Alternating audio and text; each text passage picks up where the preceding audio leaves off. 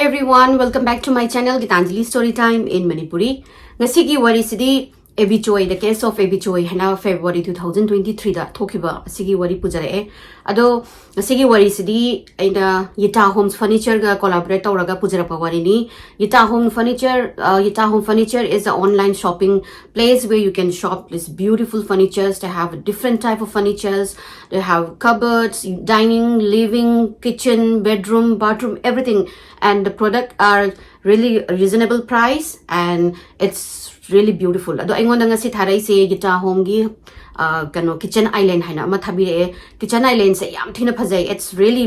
beautiful. But assemble to bodadi you will need 2% to assemble the this product. Aduga magi se wine rack su yaure, wine glass yaure. Then you have a trash bag hapna bazumi yaure. Aduga manung da hangto ko matamda you will see all these cupboards where you can store stuff. Aduga magi kano si flat island ne khoi gi kano to ba injang ke ke chai sing thong azu kholazu prepare to bagi khot bagi jaga loina mak chauna loina yaure. Aduga mai asigi yamna nungai ba haibana they have wheels. This island has a wheel so you can take it anywhere like wherever you want to store it. Jaga amata da store toroga like bate madi mobile loina pura yagani. Aduna sigi Yita Home Furniture ki website se mayam check out biro and use agi code use of GL15 haina. Aduga get extra 15% off from the website. Adudi mayam don't forget to check out Yita Home Furniture website and I'll give the link in my description below.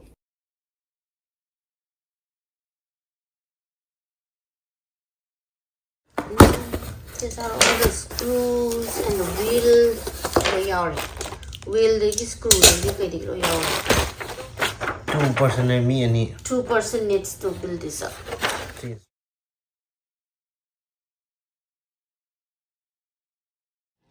Almost,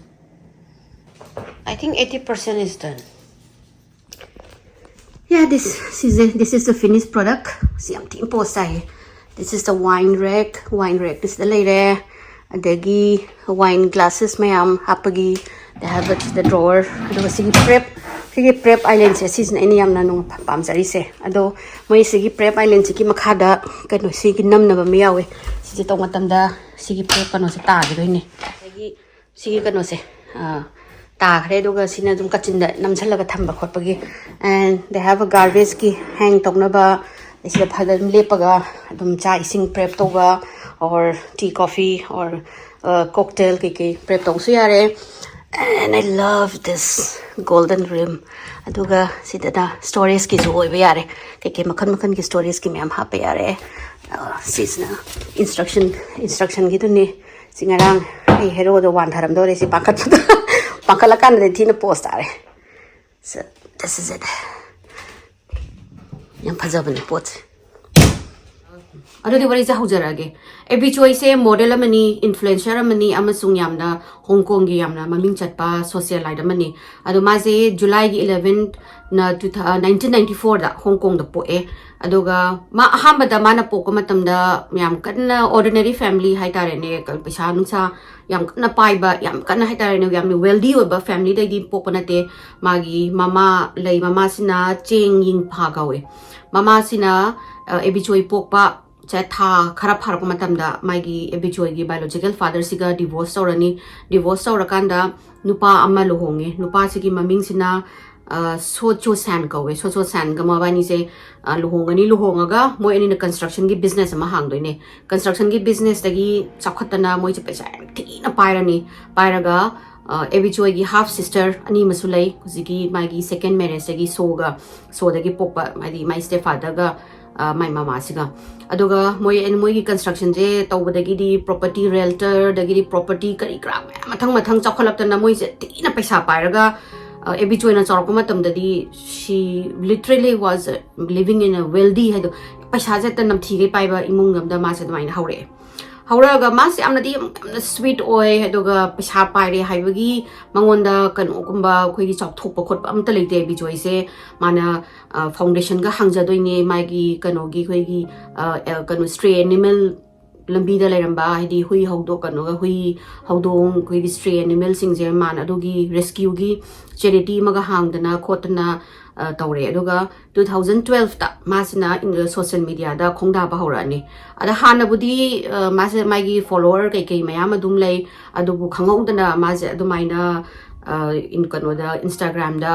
social media da photo nungdo haptana khotna de pisa pai banina tang ba khoi gi Dior gi bag Chanel gi bag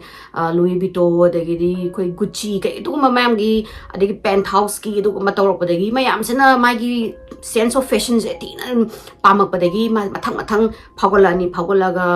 in a short period of time haidi mam tien ba time da over 100k follower gum mas Instagram da leidoni adagi Abby Choi se khoi gi social media da atopa phau ba kado singnaga follow taw ba hora ani ado maje regularly ma khoi Paris fashion week attend tawdana front row daga kano phamdana adagi several khoi gi magazines khoi gi Elle Harper's Bazaar dagi Vogue adugo daga maje features tawdani moi Hong Kong gi ado Abby Choi gi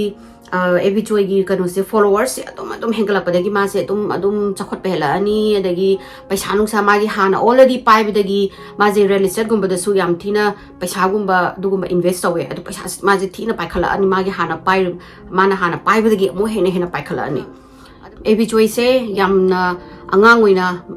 chahi time pan chang ko matamda mase luhongani Alex Kwang ko nu pamaga Alex Kwang ga maka luhong base 2012 ka luhong doine aduga ziki Alex Kwang se magi thaina middle school dagi khangnarak pa nu pa besani khangnara aga moi ani se luhong doine aduga macha ani sanupi ani mapok doine ada ahambada mayamna Abby Choi na ziki Alex se luhong matamda moi gi imung dagi khai yam kan na thingna tra da zu nangdam thina ngang oiri aduga amazina nupi sina khoi gi sumna kanda crorepati gi machani atu in paisa pai machani aduga Alex na kitang moi gi social status hai tare ne adagi kitang ta ba hai tare mana paisa yam kan na pai ba oida ba middle class family dagi horok pane ada ahamba da moi ba mana ba sing mai kado sing jina relatives kai sing da budi hairam me haidi noyani se kamaina luhong doi no moi Chinese ki da di adumaina luhong se maming ama su kawe hai maming ama thole hai yedi nupa sina te kano se amna nemaga ina haidi ina khunba amaga koi gi opposite poles apart hai tare dugum luhong ba se ado Abby na hai se madi nupa do Alex to maga angawani nga dagi middle class dagi school dagi khangnarapani aduduna madi nungsire nupa se ga dum luhong ni aduga aina su aidi paisa su thokjabani isagi paisa leibanina aina dum nupa na paisa tandrasu aina dum talaga lore chap mane kaisu kaidi haraga dumaina luhongaga chahi ahum leiraga chahi ahum sigi manungda ni mana macha nupi ani pone aduga chahi ahum surapasida 2015 da moini se divorce away reason dudi yaudre Abby Choi je sahi mamu lairaga 2016 aduda nupa mamu khangnarani maga se khangnai nupa sisu my all friends ai tare ado smaina divorce ki process ke laiba khopasida du moini je close hoy bidagi they knew they had feelings for each other ko adi moini mak se harandagi khaga dum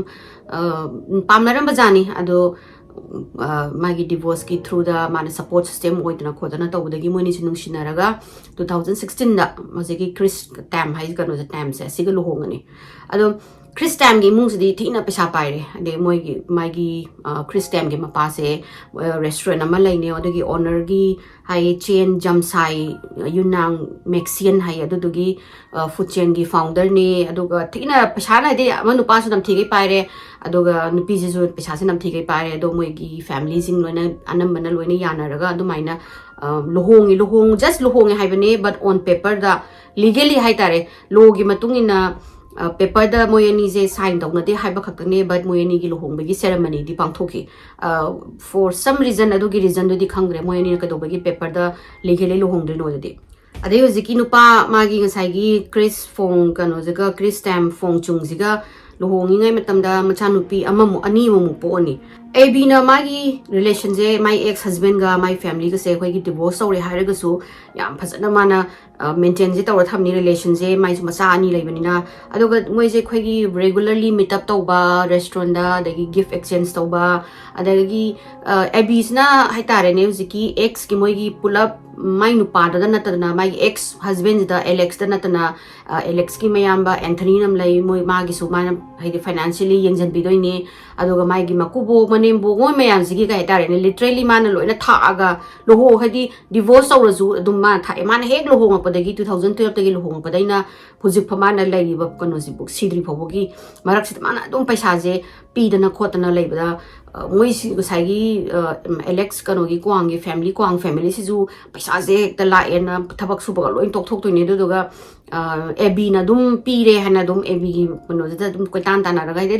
ꯂꯩꯗꯅ ꯄꯩꯁꯥꯗꯣ ꯑꯝꯇ ꯃꯣꯏ ꯄꯩꯁꯥ ꯑꯝꯇꯗ ꯍꯥꯏꯗꯤ ꯊꯣꯛꯑꯣꯏꯗꯣꯏꯅꯦ ꯏꯃꯨꯡꯁꯦ ꯑꯗꯨꯒ ꯑꯦꯕꯤꯅ ꯑꯗꯨꯝ ꯊꯥꯛꯄꯤꯔꯒ ꯑꯗꯨꯝ ꯂꯩꯗꯣꯏꯅꯤ ꯗꯤꯁꯄꯥꯏꯠ ꯃꯣꯏꯅ divorce ꯇꯧꯔꯁꯨ ꯑꯗꯒꯤ ꯃꯣꯏꯁꯤꯡꯁꯦ ꯔꯦꯒꯨꯂꯔꯂꯤ ꯃꯤꯠ ꯑꯞ ꯇꯧꯔꯅꯤ ꯑꯗꯒꯤ ꯒꯤꯐ ꯑꯦꯛꯁꯆꯦꯟꯖ ꯇꯧꯗꯅ ꯑꯗꯒꯤ ꯄ꯭ꯔꯦꯖꯦꯟꯁ ꯃꯌꯥꯝ ꯄꯤꯅꯗꯅ ꯑꯗꯨꯒ ꯑꯦꯕꯤꯅ ꯑꯩꯈꯣꯏꯒꯤ ꯂꯛꯖꯔꯤꯌꯁ ꯑꯦꯄꯥꯔꯠꯃꯦꯟ ꯑꯃ ꯂꯩꯅꯦꯕ ꯑꯦꯂꯦꯛꯁꯀꯤ ꯃꯣꯏ ꯑꯦꯟꯇꯥꯌꯔ ꯐꯦꯃꯤꯂꯤ ꯑꯃ ꯂꯩꯅꯦ ꯍꯥꯏꯅ ꯂꯩꯔꯤꯕ ꯃꯐꯝꯁꯤꯅ ꯃꯣꯏꯒꯤ ꯍꯣꯡꯀꯣꯡꯒꯤ ꯈ꯭ꯋꯥꯏꯗꯒꯤ ꯑꯦꯛꯁꯄꯦꯟꯁꯤꯞ ꯑꯣꯏꯕ ꯁꯕꯔꯕꯇ ꯂꯩꯗꯣꯏꯅꯦ ꯑꯩꯈꯣꯏ ꯀꯔꯤ ꯍꯥꯏꯇꯥꯔꯦꯅꯦ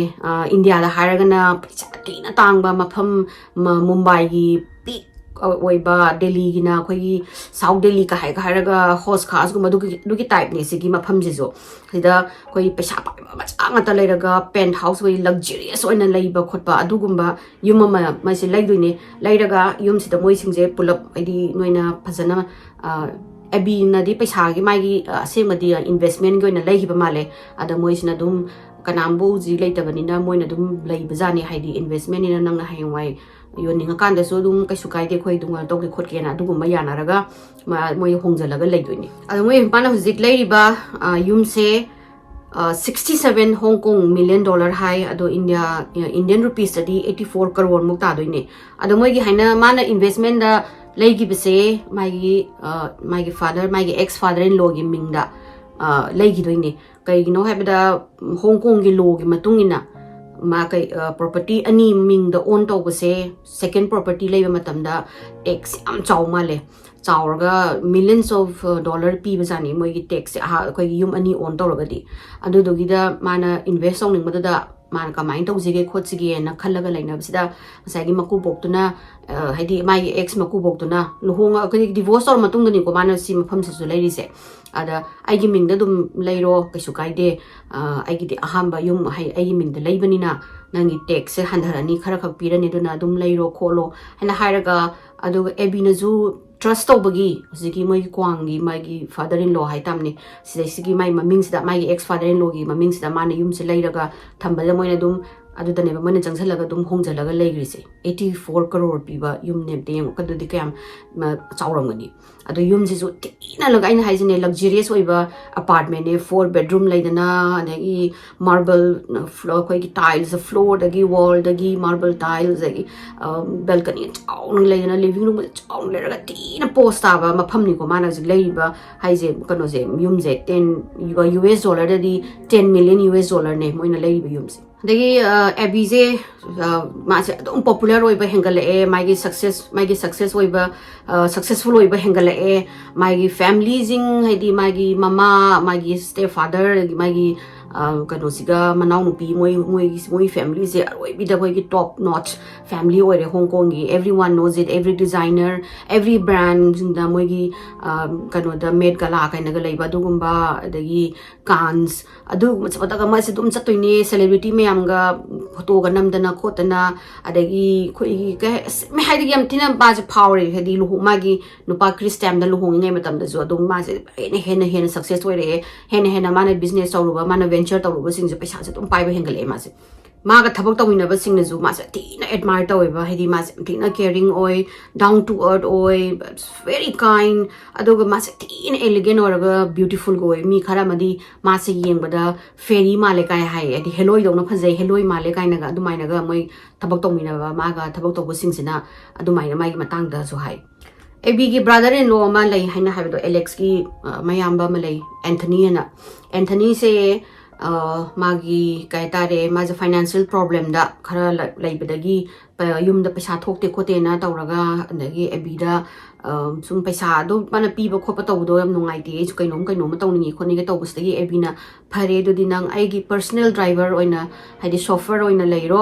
ꯑꯗꯨꯒ ꯄꯩꯁꯥꯗꯣ ꯇꯣꯂꯣꯞꯇꯣ ꯑꯩ ꯃꯌꯥꯝꯅ ꯄꯤꯔꯒꯦꯅ ꯃꯌꯥꯝꯅ ꯄꯤꯅꯕ ꯇꯣꯂꯣꯞꯇꯒꯤ ꯃꯥꯅ ꯊꯤꯅ 10 ꯊꯣꯛꯅ ꯍꯦꯜꯂꯒ ꯃꯥꯅ ꯅꯨꯄꯥꯁꯦ ꯃꯥꯒꯤ ꯀꯩ ꯍꯥꯏꯇꯥꯔꯦꯅꯦ ꯗꯦ ꯇꯨ ꯗꯦ ꯁꯤꯖꯤꯟꯅꯕ ꯁꯣꯐꯔ ꯍꯥꯏꯗꯤ driver oiraga mana thamani angang magi macha no school lagi pick up tauba drop tauba kai kano mana fashion show mem chatpa adagi big shot mayam jinga lunch tauba dinner tauba dugumba program ka chapada dum yauraga de adi hiziki magi ex matai siga mabani thina close oiraga matai sinaga magi Instagram gi page daga haidoni khoi ni je brother sister love khoi gi adugi nusina ba oina mari lei sukna tagi khoi gi je aina mana matai ni haibai wani ado khoni gi relation ji pura ma khoi machin manau gi relation ni khopani kainaga ai gi ichanupi ga chamane kholi kainaga dumaina Anthony naga so ido Anthony ji ju kano jina Abby sina pura khoi gi magi pura chena biraga thame Abby na ju Anthony je thina trust tawe Abby gi nupa si kano ja no bu se Chris Tam se mana sagi Alex ju thaina adum mai di childhood friend do Chris ke kano gi Abby gi aduna Alex ju khang na adum moi jing je pula khoi gi lunch ka chapmina doini dinner ka to chapmina doini ani mai nupi du gi nupa hai my ex husband ni kai haibagi mangon da problem am ta laite Chris was very open minded hamna khoi gi broad minded oiba open minded oiba mi ne do ga mana su macha ani ma Alex ka kano ga Abby ga Alex ka share to bani na mana relation do adum nungai na harau na leisano haina moi sing je pull up meet up ta oiba Chris ne Abby ne aduga Alex moi dum khoi gi adum toina holiday ga chapmina ba gi khoi kano international holidays yacht kano tong dana khotna adu bai di tang ma pham daga chatpa je pula ka chapmina dana khotna adumaina tawi hai moi Abby ga mai hojiki nupa mai Chris ai tare ne current husband ga mai ex ga moi singje hai kano na Abby na yam kanna moi gi matada tawbi ba khopi ba mayam se adum kai hai tare pen da badong na tawre em kano se Alex ki moi gi family se kwang family sina pen da ba ihau harau da ba hai yum do min te yang ne crore 84 crore pi ba yum ma da la helaga su kai tare sidagi hena chauna mana pi ba yari ni kado ba no mana pi ri je ka hai ba dugumba hauropa adagi paisa je ta aroi bida Abby na paisa monthly paisa je pi bi doine pi ba se moina paisa amata tande hai na paisa je season ba se break pharo doine ba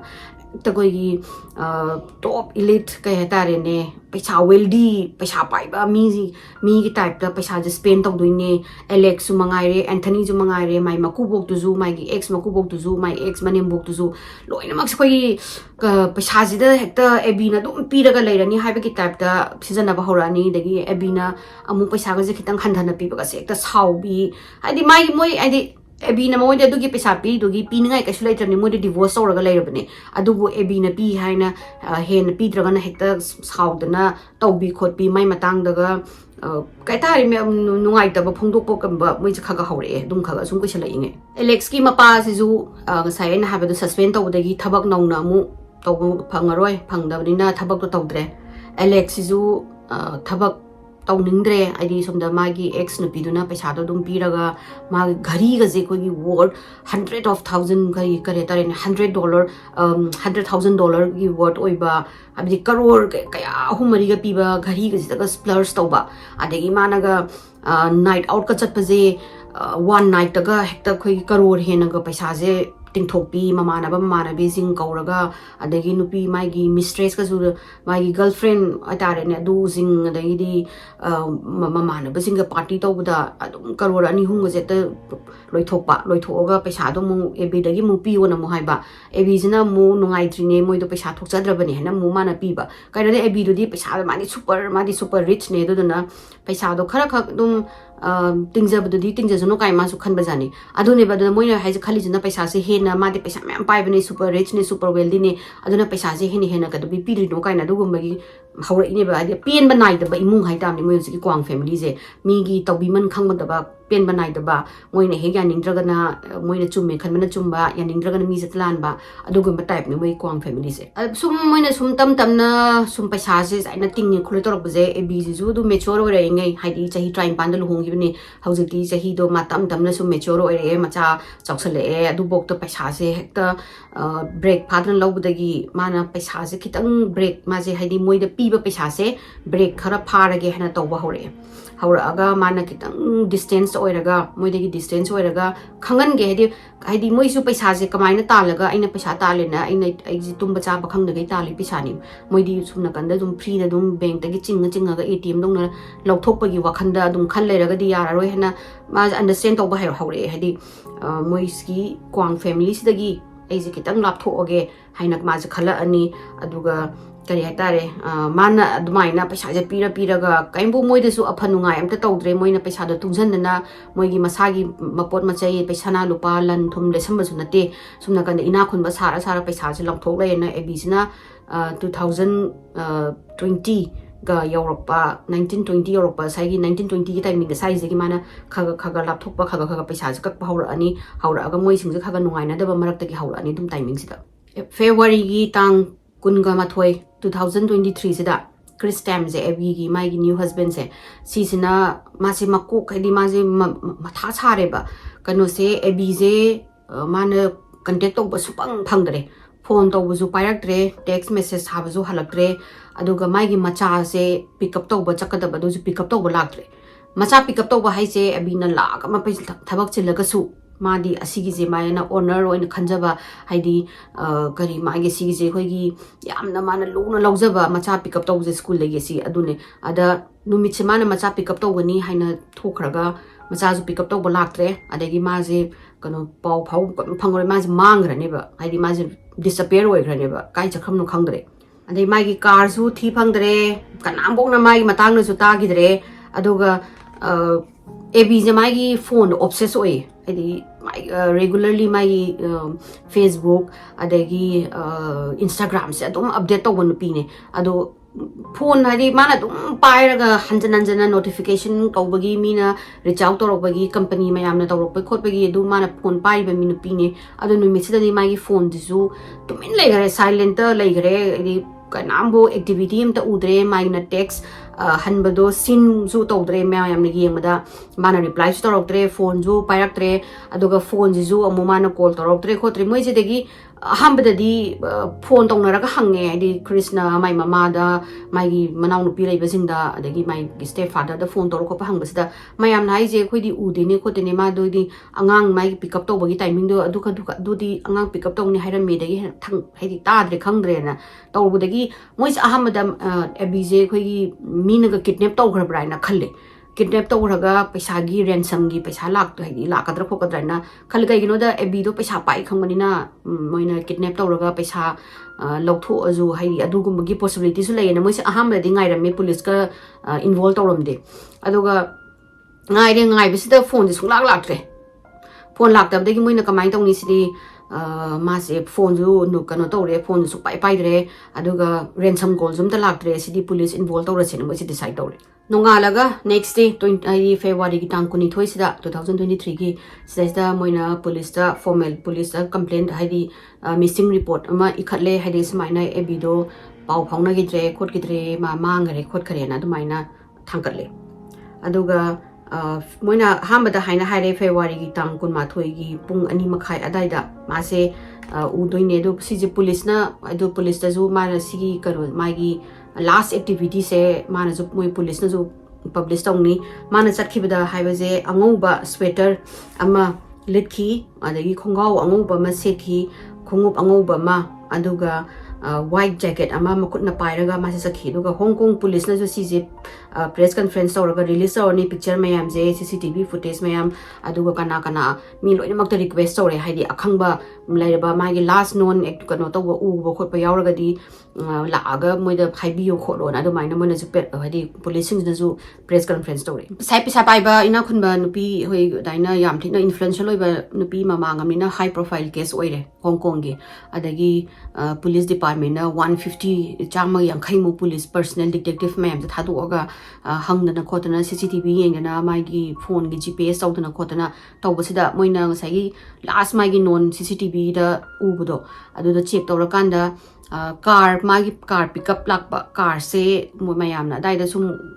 उखंगबा एंथनीना car हाइदि एंथनीना थौबा car से ओइलरमे हाइदि अदुगा मानरेना अदगी मागी phone गी GPS येंगबसिदा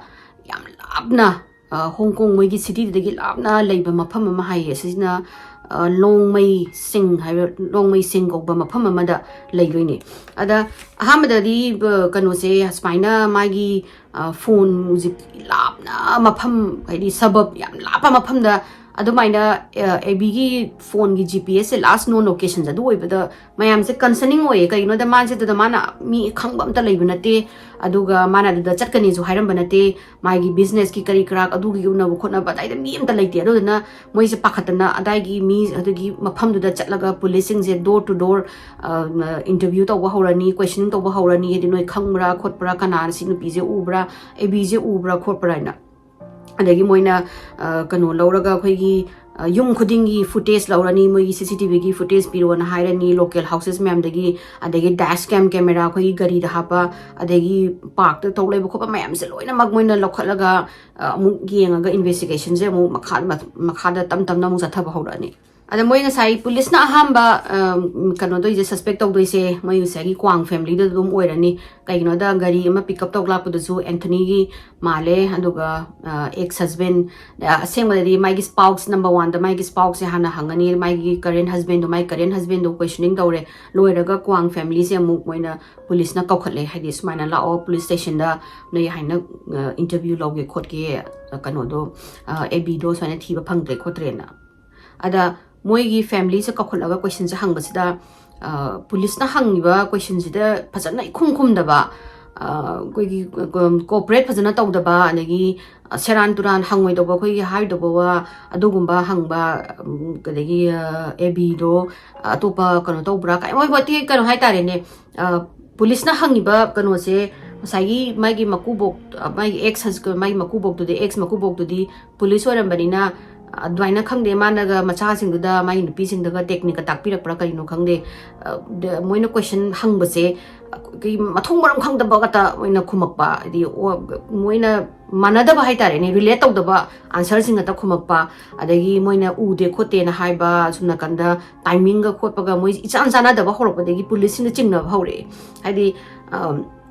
maku box na ama muhai adagi di mainu kasagi Alex na ama mungangi adagi Anthony mai ex matai duna Anthony duna mungangi kari no moije relate tok da ba adagi moina ngangi ba wari se coordinate tok da ba hangoi do ba question ga pakhang da hangba di kari hurama na kok na pi pai haibagi type da tawbusida policing the chingde haidi moije sigi je soidana kaino madi laure duna moigi background da dik tawra je na mai background je patla thijala je na policing je na moigi background gi matang la thigat na ba detective khara ma mu hide ko mogi kan tawre moi da mu chatlo ne sigi moigi matang la thijalo na the police na digging hoigi moigi each and every moigi sigi family do dik tawra kan da di every single one of them ko moi loida makse motive loi leram meba haidi kano da AB bo ham tong na ba amasung AB da songning bagi moi reason je moina thiba haidi policing jina khangap toine ana hosik moi questioning je loiraga yam nga is Alex na magi ex in law sai tare AB gi mama pa sida phone tawraga sauraga scream tawdoine ba noina kaidobagi mangonda police noi inform tawena hierarchy kainaga hai moi parents sing zunga in kari no Alex na dumaina hangi je ichano pi do no me ama thiba phangraga next da police complaint tawu jibu mana kai gino police complaint tawu mangonda hairam ri do kai gino haina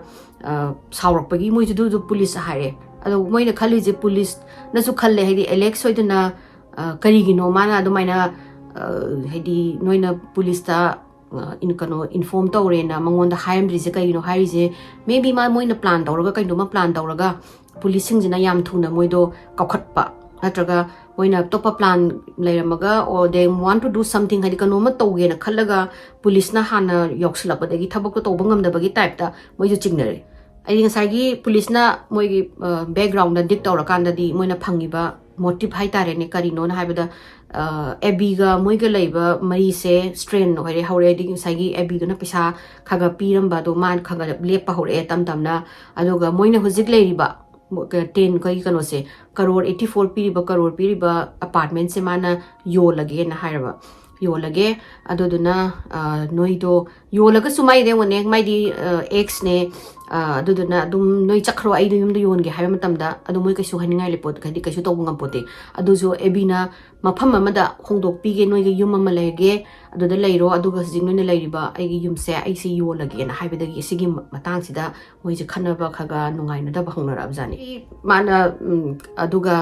ꯃꯣꯏꯅ ꯑꯗꯨꯗꯣ inform ꯇꯧꯔꯒ ꯃꯣꯏꯅ ꯌꯥꯗꯦꯅ ꯃꯀꯨꯕꯣꯛꯇꯨꯒ ꯈꯔ ꯃꯔꯤ ꯇꯧꯅꯕ ꯃꯥꯜꯂꯦ ꯑꯗꯨꯏꯁꯨ ꯃꯥꯅ ꯌꯥꯗ꯭ꯔꯁꯨ ꯍꯥꯏꯅ ꯑꯩꯈꯣꯏꯒꯤ ꯁꯦꯜꯒꯤ ꯀꯩꯅꯣ ꯇꯧꯔꯒ ꯔꯤꯌꯦꯜ ꯏꯁꯇꯦꯠꯀꯤ ꯃꯤꯗ ꯍꯥꯞꯄꯒ ꯃꯤ ꯑꯩꯈꯣꯏꯒꯤ ꯄꯣꯇꯦꯟꯁꯤꯌꯦꯜ ꯕꯥꯏꯌꯔ ꯍꯥꯏꯇꯥꯔꯦꯅꯦ ꯌꯨꯝ ꯂꯩ ꯂꯥꯛꯄ ꯃꯤꯅ ꯌꯨꯝꯁꯤ ꯌꯦꯡꯕ ꯂꯥꯛꯄ ꯍꯧꯕꯖꯥꯠꯅꯤ ꯍꯧꯕ ꯂꯥꯛꯄꯗꯒꯤ ꯃꯣꯏꯁꯦ ꯁꯥꯎꯔꯦ ꯃꯣꯏꯁꯦ ꯃꯔꯩ ꯃꯔꯥꯡ ꯌꯥꯝ ꯈꯠꯅꯔꯖꯥꯠꯅꯤ ꯍꯥꯏꯗꯤ ꯀꯔꯤꯒꯤꯅꯣ ꯈꯣꯠꯄꯅꯣ ꯑꯗꯨꯅꯣꯅ ꯑꯗꯒꯤꯗꯤ ꯑꯦꯕꯤꯅ ꯍꯥꯏꯔꯤꯁꯦ ꯌꯨꯝꯁꯤꯗꯤ ꯑꯩꯅ ꯂꯩꯕꯅꯤ ꯃꯤꯡꯕꯨꯗꯤ ꯍꯣꯏ ꯅꯪꯒꯤꯅ ꯃꯤꯡꯗ ꯂꯩꯔꯒꯁꯨ ꯑꯩꯗꯤ ꯏꯟꯚꯦꯁꯃꯦꯟꯒꯤꯅ ꯂꯩꯒꯤꯅ ꯅꯣꯏꯅ ꯑꯍꯥꯟꯕ ꯌꯨꯝꯁꯤ ꯂꯩꯕ ꯃꯇꯝꯗ ꯅꯣꯏꯅ ꯍꯣꯡꯖꯟꯒꯦ ꯍꯥꯏꯔꯀꯥꯟꯗ ꯑꯁꯤꯒꯤꯁꯦ ꯌꯥꯅꯈꯤꯕꯅꯤ ꯑꯩꯅ ꯍꯌꯦꯡꯋꯥꯏ ꯌꯨꯝꯁꯦ ꯌꯣꯜꯂꯛꯑꯒꯦ ꯍꯥꯏꯕ ꯃꯇꯝꯗ ꯅꯣꯏꯅ ꯌꯨꯝꯗꯒꯤ ꯊꯣꯛꯑꯒ ꯃꯐꯝ ꯑꯃꯗ ꯂꯩꯕ ꯍꯥꯏꯕꯁꯤ ꯌꯥꯅꯔꯒ ꯅꯣꯏ ꯂꯩꯈꯤꯕꯅꯤ ꯑꯗꯨꯒ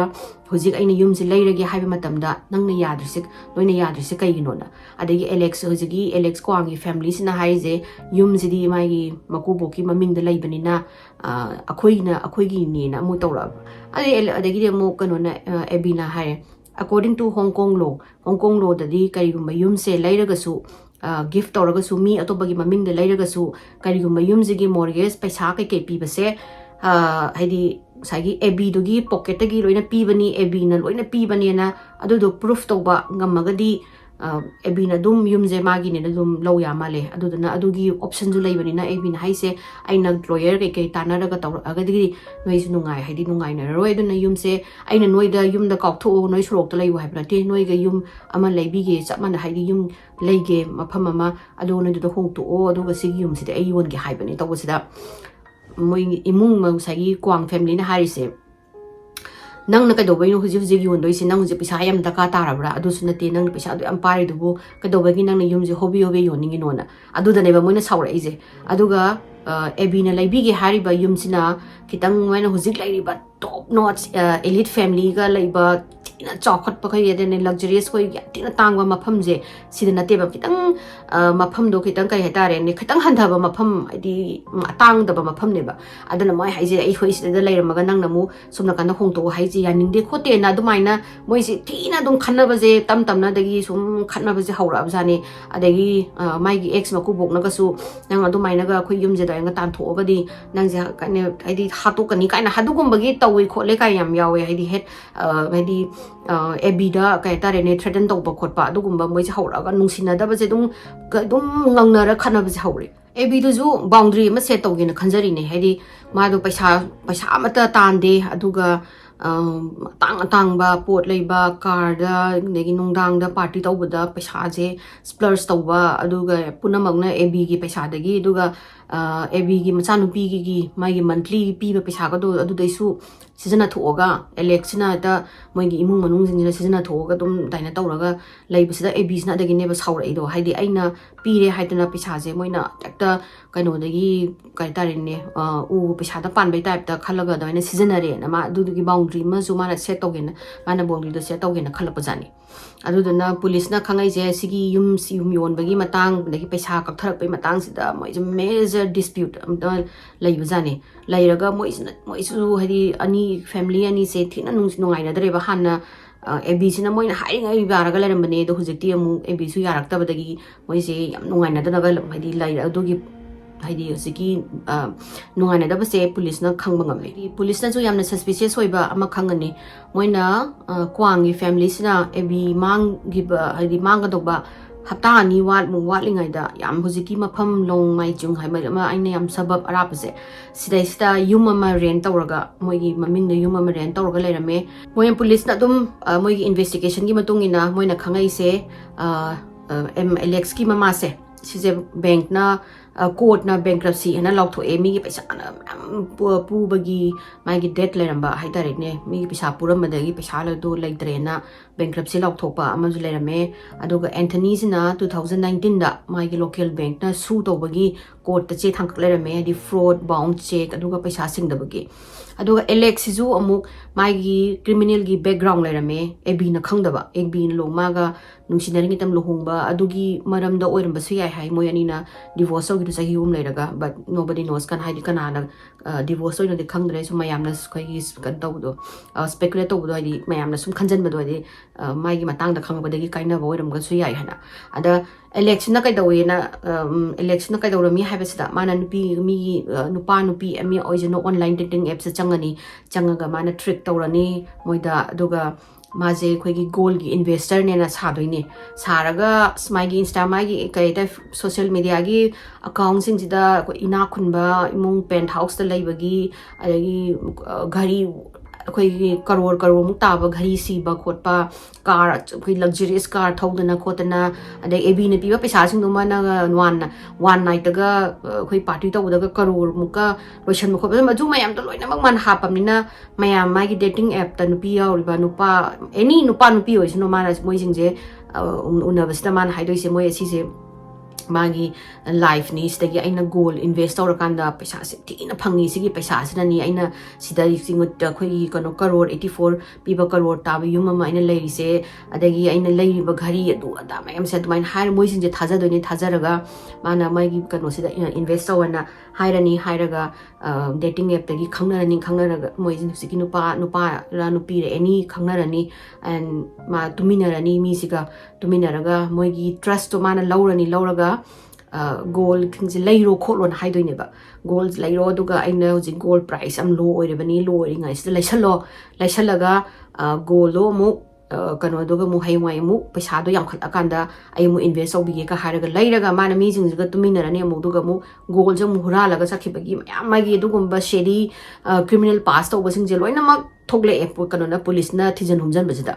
adagi Abby gi magi ex father in law sizu pura khoi mayam gi paisa mayam puraga ma almost kano da police na kadi mayam na court ta thar aga police na pharu bagi kitang ngairam bagi timing da su yore adu sing do Abby na khangaga leirame ba aduga mana paisa se adu maina paisa amta moi smaina bankruptcy lawre khole du tawre dagi Anthony gi bank na su tawre na haibasida paisa si mana dugi mateng tawramane ba mateng taw na sahi kaya se moina sung haidi sumpa phadabado adum henjalapadaine ba Abby na kano tawrai si mana tamna lapthokpa hore isi adu dagi ni na hai February gi tang 23 2023 da police na ngasai gi mafam rented house da sagi kwang family na rent tawba yum se sida thiba jatpasida moina Abby se aduda murder tawreaga phangi siraga phangi oina hadi police na ahamba yum se chang matam sida police sing sina khalle ye thina moida phataba kayata kaino ma thokre haibagi yum sida moina phauduine yum jingdo jiki thong rau jingdo tarp amu bana loina mak napchalaga leiramani furnitures amata leiramaroi kaimbu leiroi just yum je hangaga leiramdoine ai police na khali je saigi mafizu laite furniture su kaimbu laite adodana sigi yum je sole purpose moina rent tawrise Abby je murder tongnaba sole purpose oina moina rent tawbani hena police na khalle adagi police na kanu phange hosiki yum manung sida changmatam sida meat grinder ani ama different types of meat grinder ani ma phangani electric saw ma phangani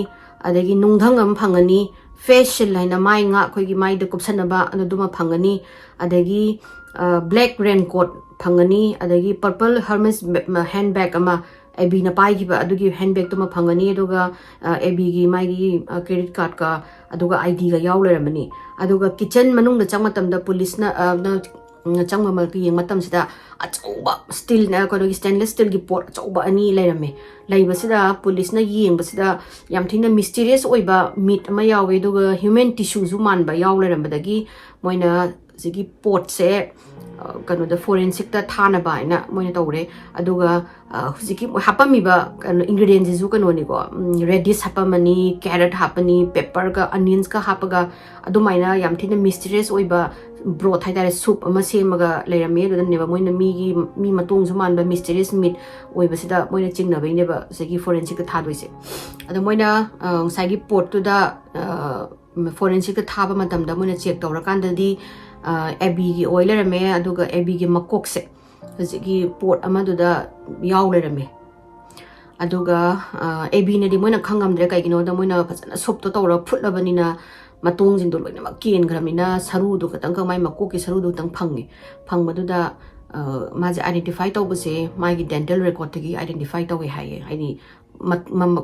ꯈꯪꯅꯤꯡꯉꯥꯏꯒꯤ ꯄꯣꯠ ꯑꯝꯇ ꯌꯥꯎꯗ꯭ꯔꯕꯗꯣ ꯐꯖꯅ ꯐꯨꯠꯂꯒ ꯃꯤꯠꯇꯣ ꯐꯖꯅ ꯑꯗꯣ ꯃꯌꯥꯝꯅ ꯍꯥꯏꯁꯦ ꯃꯣꯏꯅꯒ seasoning ꯇꯧꯔꯒ ꯐꯨꯠꯂꯤꯁꯦ ꯍꯥꯏꯗꯤ ꯃꯤ ꯐꯨꯠ ꯃꯇꯝꯗ ꯃꯤ ꯃꯅꯝ ꯅꯝꯗꯅꯕ ꯑꯇꯣꯞꯄ ꯅꯦꯕꯔꯁꯤꯡꯗꯨꯅ ꯃꯥꯒꯤ ꯍ꯭ꯌꯨꯃꯦꯟꯒꯤ ꯕꯣꯟꯗꯣ ꯐ꯭ꯂꯦꯁꯇꯣ manam namdanaba seasoning hapibra or moina consume togena adi ebigi brand do consume togena tauribra du mayamna khangde dum hai do hai da hai da sudum kongi family do dum kano taure haidi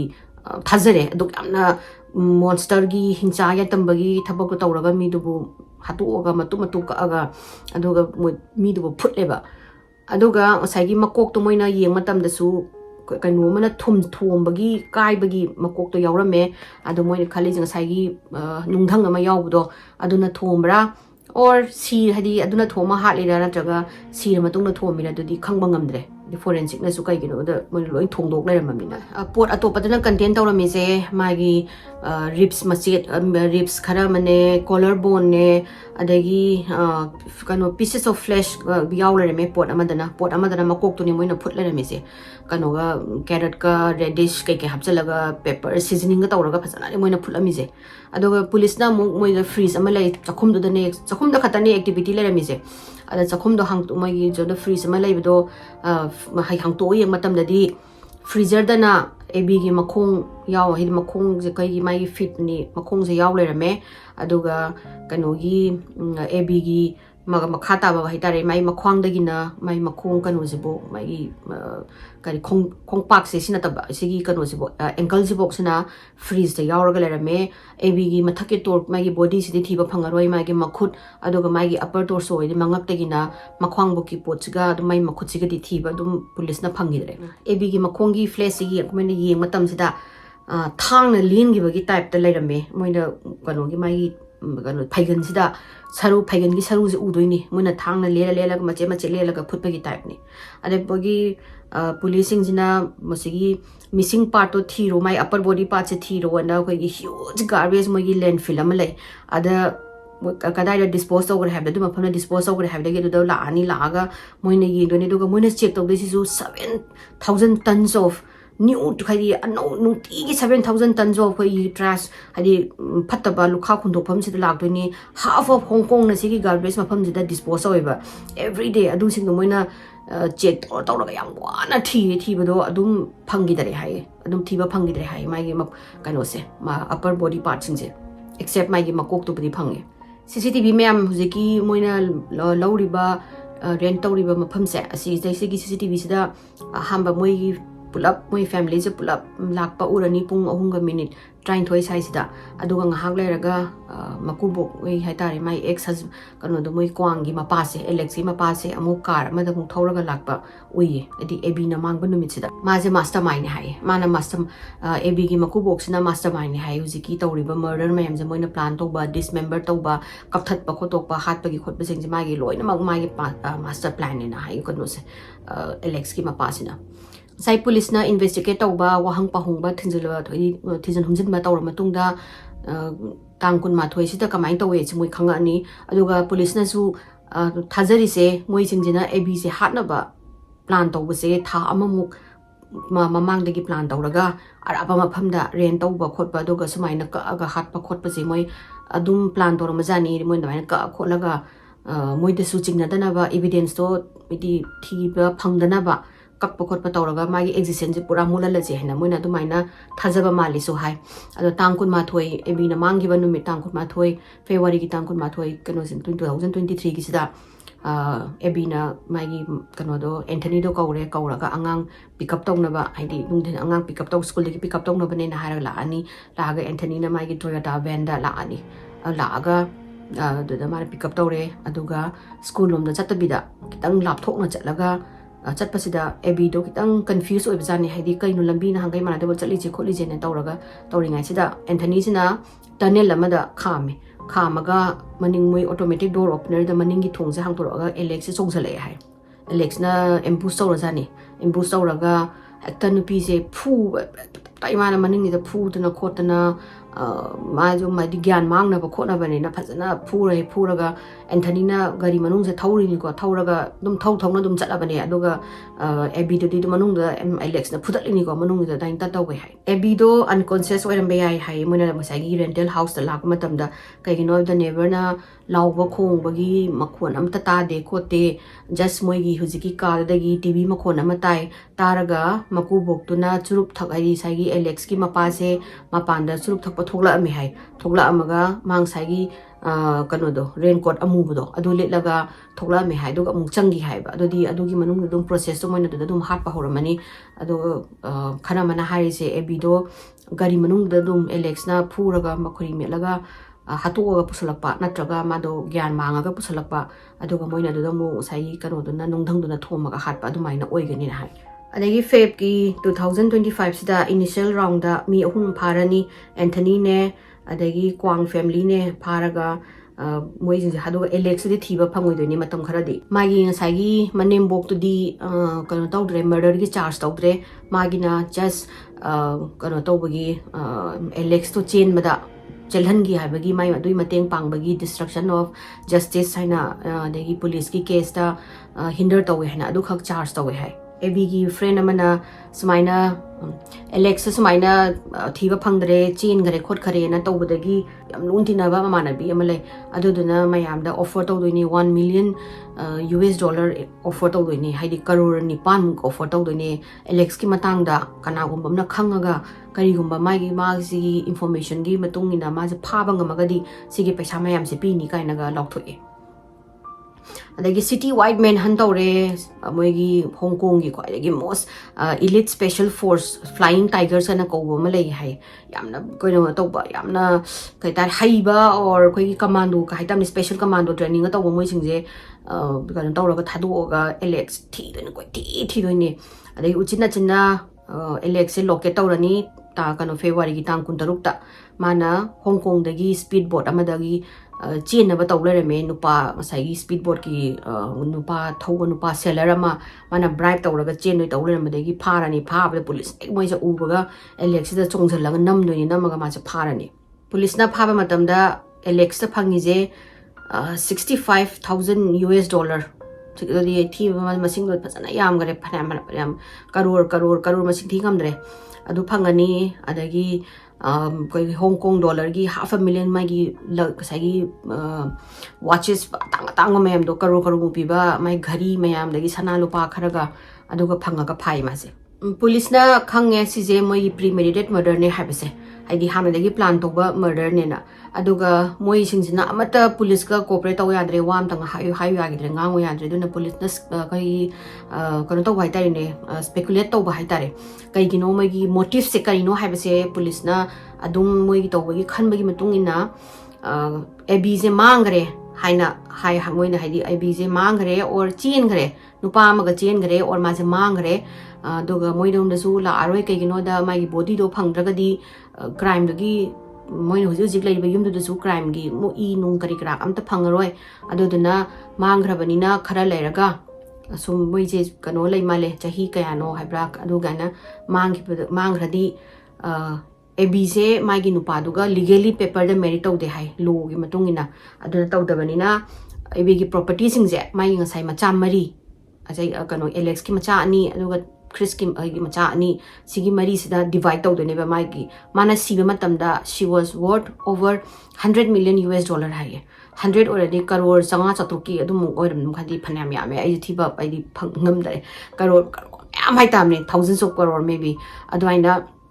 ꯃꯥꯁꯦ ꯋꯔth ꯑꯣꯏ ꯑꯗꯨꯒꯤ ꯄꯩꯁꯥ ꯃꯌꯥꯝꯁꯦ ꯃꯆꯥ 4ꯁꯤꯗ ꯌꯦꯟꯅꯗꯣꯏꯅꯦꯕ 4 ꯊꯣꯛꯅ ꯆꯞ ꯆꯥꯅ ꯑꯗꯨꯗ ꯃꯆꯥ 2 ꯑꯃꯗꯨꯗꯤ ꯃꯥꯏꯅꯔ ꯑꯣꯏꯕꯅꯤꯅ ꯑꯦꯂꯦꯛꯁꯅ ꯀꯁꯇꯗꯤꯗ ꯃꯥꯅ ꯂꯧꯔꯒ ꯑꯉꯥꯡ ꯑꯁꯤꯒꯤ ꯃꯣꯏꯗ ꯃꯃꯥꯗꯨꯅ ꯃꯃꯥꯒꯤ ꯄ꯭ꯔꯣꯄꯔꯇꯤ ꯌꯦꯟꯅꯕ ꯑꯁꯤꯒꯤ ꯁꯔꯨꯛ 2ꯗꯨꯃꯗꯤ ꯃꯣꯏꯅ ꯐꯪꯉꯒ ꯑꯉꯥꯡꯗꯣ ꯃꯣꯏꯅ ꯌꯣꯛꯄꯅꯤꯅ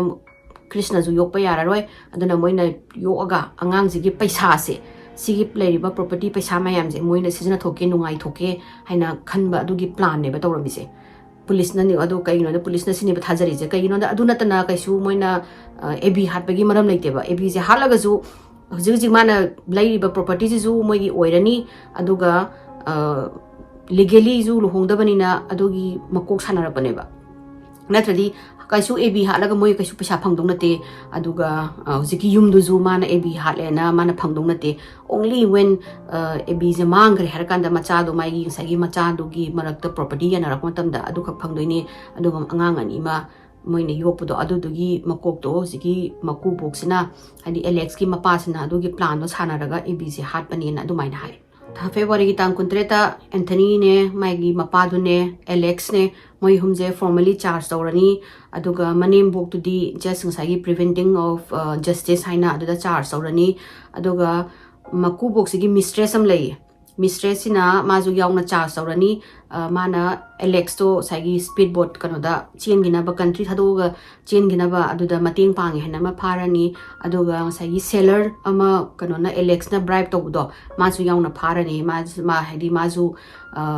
ꯀ꯭ꯔꯤꯃꯤꯅꯦꯜꯗ ꯀꯩꯅꯣ ꯇꯧꯋꯦ ꯍꯥꯏꯅ ꯍꯦꯜꯞ ꯇꯧꯕꯒꯤ ꯀꯩꯅꯣ ꯁꯨꯝ ꯅꯥꯀꯟꯗ ꯑꯦꯂꯦꯛꯁꯀꯤ ꯐꯣꯇꯣ ꯍꯥꯞꯇꯅ ꯈꯣꯠꯇꯅ ꯏꯟꯐꯣꯔꯃꯦꯁꯟ ꯄꯤꯌꯣ ꯃꯈꯣꯏꯒꯤ ꯄꯨꯔꯥ ꯃꯦꯟꯍꯟ ꯁꯤꯇꯤ ꯋꯥꯏꯗ ꯃꯦꯟꯍꯟ ꯇꯧꯔꯒ ꯃꯣꯏꯅ ꯄꯨꯂꯤꯁꯇ ꯏꯟꯐꯣꯔꯃꯦꯁꯟ ꯄꯤꯗꯅ ꯁꯨꯝꯅ ꯕ꯭ꯔꯥꯏꯕ ꯂꯧ ꯆꯠꯂꯝꯃꯦ ꯍꯥꯏꯕꯒꯤ ꯃꯣꯏꯁꯤꯡꯗꯣ ꯂꯣꯏꯅꯃꯛ ꯑꯗꯨꯃꯥꯏꯅ ꯑꯀꯣꯔꯗꯤꯡꯂꯤ ꯆꯥꯔꯖ ꯇꯧꯔꯦ ꯃꯣꯏꯒꯤ